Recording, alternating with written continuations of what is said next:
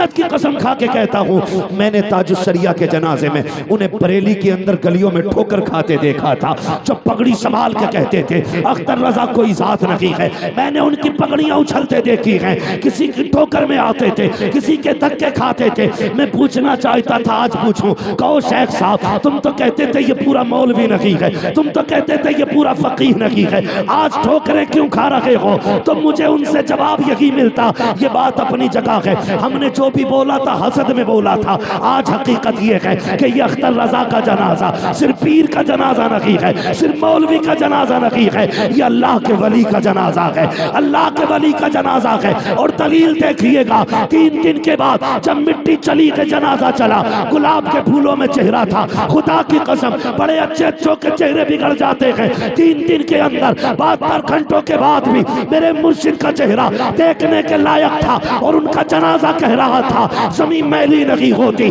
ज़मन मैला नहीं होता, मोहम्मद के गुलामों का कफन मैला नहीं। नारे तकबीर, नारे रिसालत, मसलके आला हजरत, इश्क मोहब्बत, इश्क मोहब्बत, इश्क मोहब्बत, इश्क मोहब्बत, नारे तकबीर, नारे रिसालत।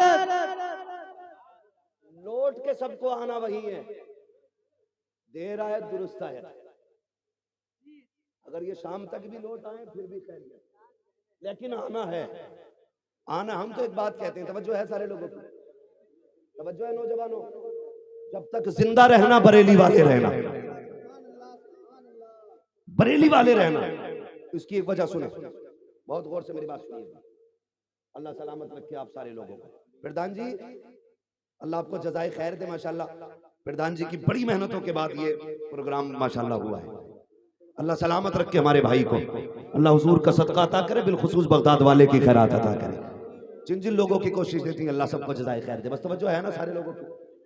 अगली बात करूं, बुरी तो नहीं लग रही किसी को, और लगे भी तो क्या फर्क पड़ता है, पाए मोरा लंगनेस्त मुल्के खुदा तंगनेस्त।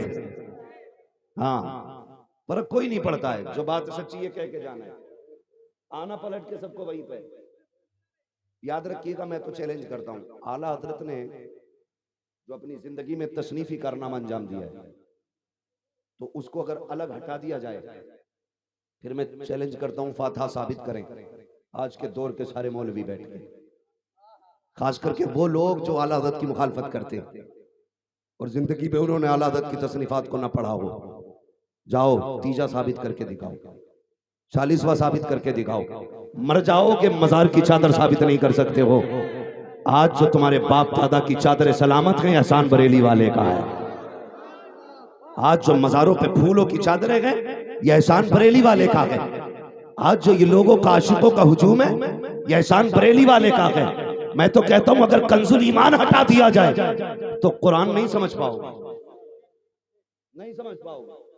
हाँ, जिन्होंने कंजुल ईमान से दूरी इख्तियार की आज तक भटक रहे हैं, आज तक भटक रहे हैं। महबूब इसलिए आपको फतह दी, ना फतह ना लका फतह मुबीना, इसलिए फतह दी। क्यों कहते हैं? ताकि आपके अगले पिछले गुनाह बख्श दिए जाएं।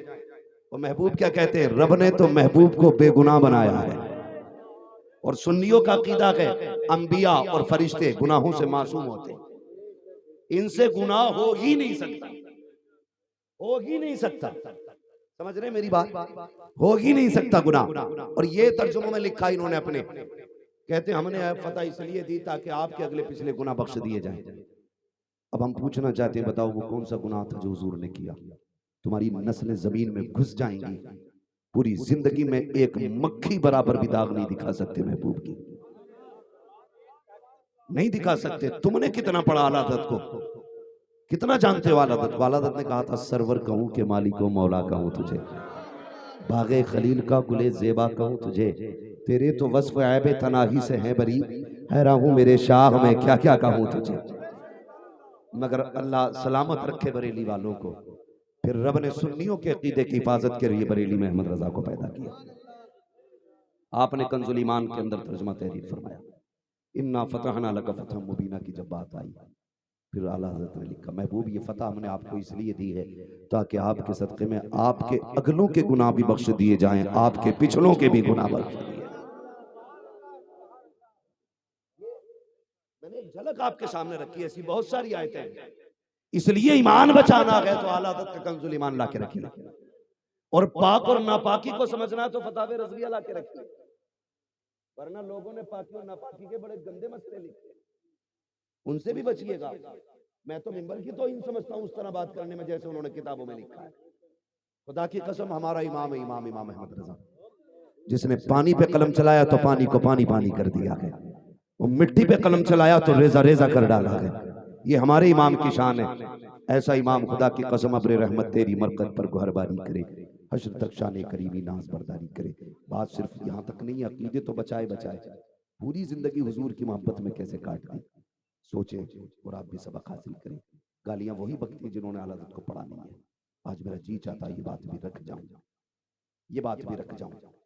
लोग कहते हैं कि जी मैं उस नस्ल से हूं इसलिए कादरी हूं, मैं उस सिलसिले से हूं इसलिए कादरी हूं।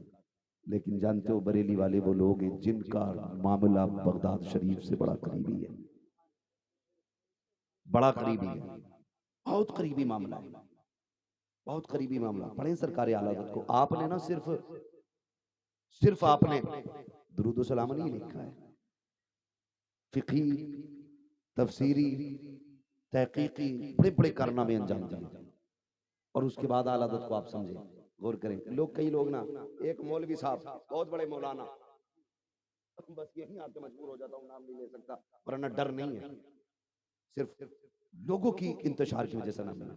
वो बंदा कह रहा था एक दिन कि ये नात पढ़ने वाले मेरे पैर की जूती के बराबर है। खुदारा रहम कर अपने ऊपर यार।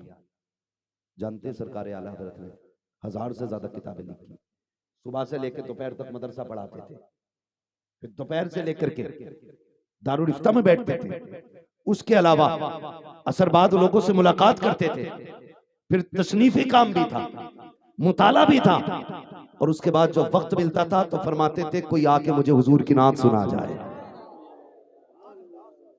फिर खाली वक्त में आला हज़रत नात सुनते थे यार, आला हज़रत नात सुनते। तो इतना बड़ा मौलवी हो गया, तू कहता ये नात खा मेरे पैर की जूती है। चल कयामत में पता चलेगा, कुर्बत तुझे मिलेगी मुस्तफा की या नात पढ़ने वालों को मिले। लिमिट में रहे। जरा भाई यज़रिबू तो शैतान को भी आता था, इश्क मगर आदम के दिल में। मैं बहुत बड़े लोग हैं इसलिए नाम नहीं लेता हूं, उम्र के होते तो थप्पड़ मार के सुधारता।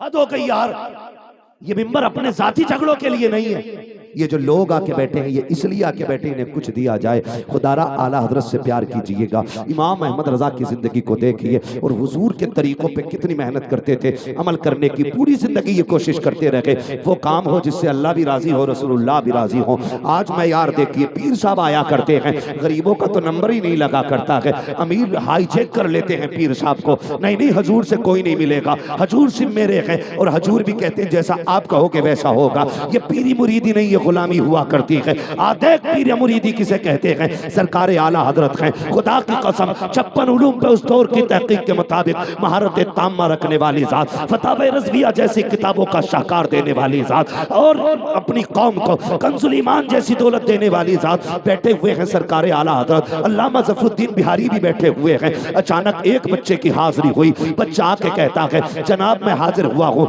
थोड़ा सा मेरा काम है। सरकार आला हजरत ने फरमाया बेटे बताओ कैसे आना हुआ है? कहता मेरी माँ ने भेजा है, मेरे घर दावत कबूल फरमा लेंगे? जैसे इतना सुना आला हजरत फरमाते हैं बेटे घर में कोई बड़ा नहीं था? जैसे इतनी बात कही उसकी आंख में आंसू आ गए, कहने लगा जनाब मैं यतीम हूँ, बाप का इंतकाल हो चुका है। सरकार आला हजरत फरमाते हैं बेटे जा हमें तेरी दावत कबूल है। जैसी लफ्ज़ यतीम सुना है कहते तेरी दावत कबूल है, बताओ तो खिलाया कब जाएगा? कहा कल दोपहर इसी वक्त आ जाना। क्या खिलाओगे? मुस्कुरा के आला हजरत ने कहा, तो उसने कहा यही देखो मेरी गोद में चने का साग है, मेरी माँ ये साग बनाएगी, बेसन की रोटी होंगी। खुदा की कसम कुर्बान जाओ इस इमाम पर, जो कोई अगर बत्तियों से अमीर नहीं हुआ था, गुलाब भेज करके अमीर नहीं हुआ था, वो इमाम अहमद रजा चादरों का खरीदार और बेचने वाला नहीं था। खुदा की कसम वो इतने बड़े जमींदार बाप का बेटा था जिसकी जमीन बदायूं से लेकर के शाहजहांपुर रामपुर तक आया करती थी। इतने बड़े जमींदार बाप का बेटा, और मिजाज देखिएगा का मेरी माँ तुम्हें ये बेसन का साग और उसे ये चने का साग और बेसन की रोटी खिलाएगी। अगला दिन जब दावत का आया है, आला हजरत उठे गए, अल्लामा ज़फ़रुद्दीन बिहारी को साथ लिया गए और लेकर के उसके दरवाजे पर गए। दस्तक होती है, अंदर से आवाज आई, कौन आया है? कहा बड़े मौलवी साहब आए हैं, बड़े मौलवी साहब आए हैं। आज कह के तो देखो, बड़े मौलवी साहब तकरीर के लिए आ रहे हैं, बड़े मौलवी साहब मिंबर पे आ रहे हैं। उसी वक्त में अगर कम से कम मुनाफिकत का फतवा तो लगना ही लगना है। कुफ्र ना लगा, मुनाफिक तो कह ही दिया जाएगा। और अगर नीचे आएंगे कह देंगे पक्का सुले कुल्ली है हसन, हमें मोल बड़े मौलवी कह के पुकारा है, हमें अल्लामतु तहर क्यों नहीं कहा गया, हमें फला फला लक़ब से क्यों याद नहीं किया गया। मगर इमाम अहमद रजा, तेरी इनकिसारी को सलाम, तेरी मोहब्बतों को सलाम, तेरी आजिज़ी को सलाम। बच्चे के दरवाजे पे गए, कहा कौन आया है? कहा बड़े मौलवी साहब है। बच्चा बाहर निकला, अच्छा आप आगे खाना खाने के लिए? कहा जी, ये बिहारी पुल ढाल की बात है बरेली के अंदर। बच्चा अंदर गया, एक बोरिए का टुकड़ा, टाट का टुकड़ा उठा के लाया और कहता ये लीजिए, इसको बिछाइए, बैठ जाइए। अल्लाह अकबर, इतना बड़ा आलिम, इतना बड़ा आलिम जो अपने दौर के सारे वलियों का वली है, उसकी